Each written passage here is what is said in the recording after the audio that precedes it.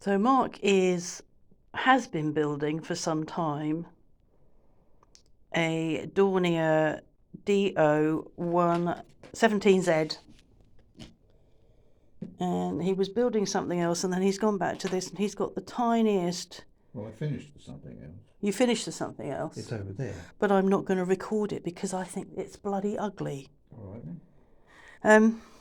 So now you're back to this, which is it your normal scale? Normal scale for aircraft, yeah. Okay, which is? 1/48 scale. Okay. But you're working with the most small. Yeah, it's a slightly basic kit which I bought years ago when I retired, I think. And so I bought these extra parts from another company which to enhance it. And because it's got a big cockpit, you can see a lot of interior detail. So you buy these extra things which are on etched steel sheet. You cut them out and you stick them in. So you can see there, that's the pilot seat. And what I've added are the seatbelts straps. They were part of this etched? Part of this etched, Right, yeah. And I'm just doing the same with, I suppose this is the co-pilot seat. So is that a seatbelt that you've got in your tweezers? Yeah. Crikey. There's 4 parts on that. Bloody hell.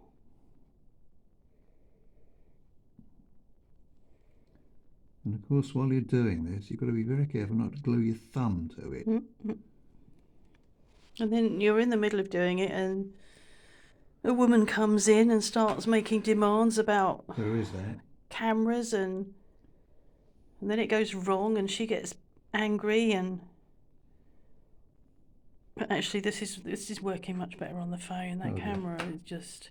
And you can see that's some of the interior detail I've added on now. Can you put it down on that paper?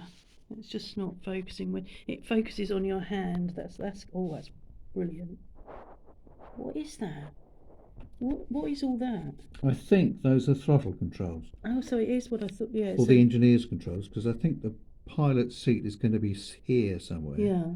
Co-pilot seat there, and they will be reachable by the co-pilot. That's a good view. So when it's complete, because I know what you're like about making interiors that nobody ever sees again, will they be able to see that? Yeah, like I say, there's a huge. Canopy. See, you won't be able to see that, shall you? I But probably will if you canopy. give it to me. Then I can hold it a minute. Yeah. Oh, I see. So because that goes together that's like going to that fit with that over on top. that. Yeah. You'll be able to see almost everything inside. Okay. So what I aim to do is make it look busy. It may not be massively accurate, but it'll look busy. And very tiny. Yeah.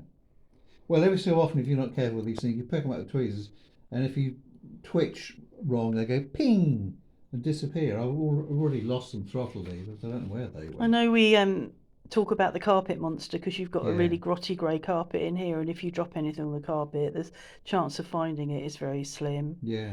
And I know we watch Will on the repair shop, and sometimes you see him doing something, and he says, "I have to hold my breath when I'm doing this bit." Yeah.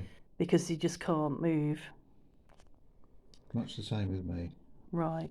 Now you're not actually doing that for a minute. Can you now show me the box, but not put loads of light on it because it will reflect, so that we can see a picture of what you're doing.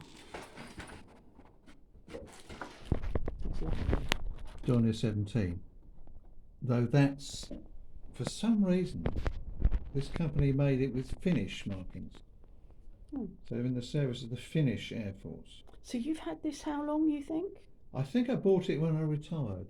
And how many years ago was that? Oh, it was back in the last century, as I recall. Was it? No, it wasn't. Perhaps it wasn't. It might feel Several eons ago. Eons? Eons. Eons or eons? Or eons, if you like, yeah. No, it did. I think there was some sort of on retiring, you got a gift of money Oh yeah. from the NHS, and I bought this with it and a Wellington in the same scale because Dad Just also one Wellington, just one. not a pair. Because my dad had models of a Wellington and a models of actually it was a DO215, which is slightly different. And I think I'm sort of reproducing the model aeroplanes he had someday. And have you got the Wellington? Have you built that yet, or is No, that you've still got that in the cupboard? Still to build. Oh, okay. That'll probably do. How long's that? That's 5 minutes because it takes a long time to upload these. But it's been a while since you've uploaded anything to your channel. You don't want any history of DO17 then? Go on then.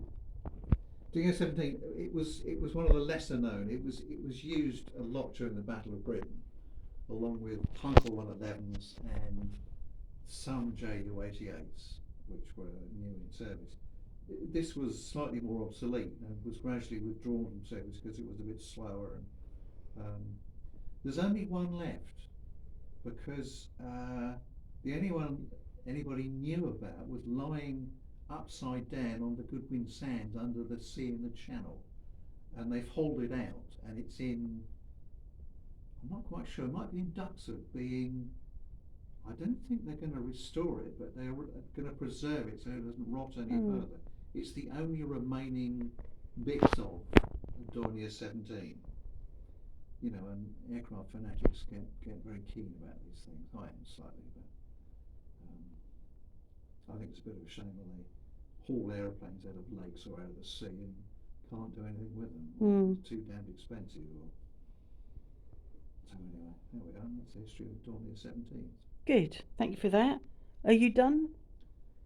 As in, are you happy for me to stop here? If you want. What do you have to say? Thank you very much. Cut. Cut? Oh, cut. No, that silly man.